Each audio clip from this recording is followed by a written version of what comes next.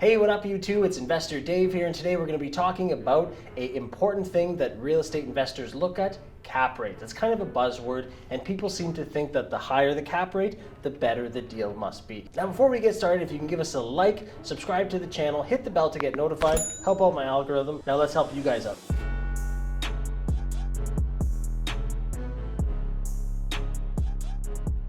Okay, so capitalization rates. What exactly does this mean, and why should you care? Now, as a real estate investor, every time you look at a listing, every time you hear about a deal, you're gonna hear it's a cap rate. It's a so-and-so cap rate. It's between a so-and-so cap rate. This market has this cap rate, okay? What does that even mean? Well, I'm gonna dive into the actual math, but I also want you to think about it at a higher level. It doesn't necessarily mean the higher the cap rate, the better. And what do I mean by this? There'll be some markets, let's make something up. Let's say a market is a 6% cap rate.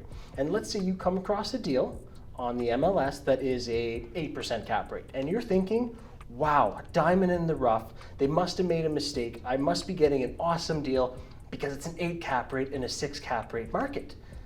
Yes and no. And what I mean by this is there's probably a reason why that building is at a higher cap rate in this lower cap rate market. And this could be, it's gonna need a lot of repair. Something that I see a lot of the time is deferred maintenance. This might mean that the building has a lot of renovations to do. There's a lot of maintenance that wasn't done. There's gonna be a lot of TLC or renovations that you are going to have to sink in a lot of money into to get the building up to that 6 cap rate.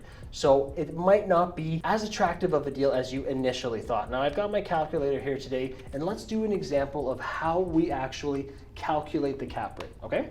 So I'm gonna make up some numbers. And first off, let's say there's going to be a $30,000 NOI. Now you're gonna say, Dave, what's NOI? That is a net operating income. And go check out our other videos. Maybe we can link it here. This is something that we go more in depth on in other videos, so go check that out. But the net operating income, NOI, is basically your expenses minus your income, okay? Now let's see, this building has a NOI of $30,000, all right? And let's say, again, I'm making up numbers here. Let's say the purchase price is $500,000. And I have terrible writing, so please don't be laughing. Or if you have comments below, comment below about my writing. I've been told all along, even in school, you have terrible writing. I get it. Hey, that's pretty good. You suck!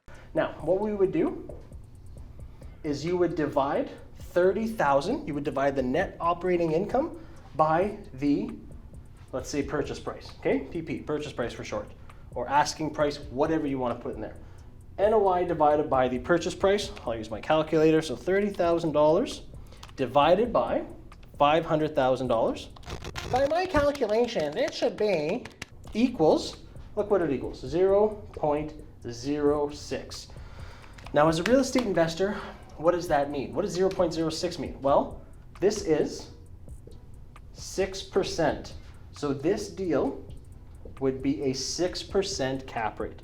So this is the nuts and bolts of how you quickly calculate the cap rate on a deal, and that's where you get your number at, your 6. Now again, the number is just there to give you an indication, okay? When I look at this, this is just surface. I know it's a 6 cap rate, but now I'm going to invest even deeper because the cap rate is only the surface that gets me to, am I gonna look at the deal or not? But now you need to dive in and see what are the true numbers? What did they include? What did they not include?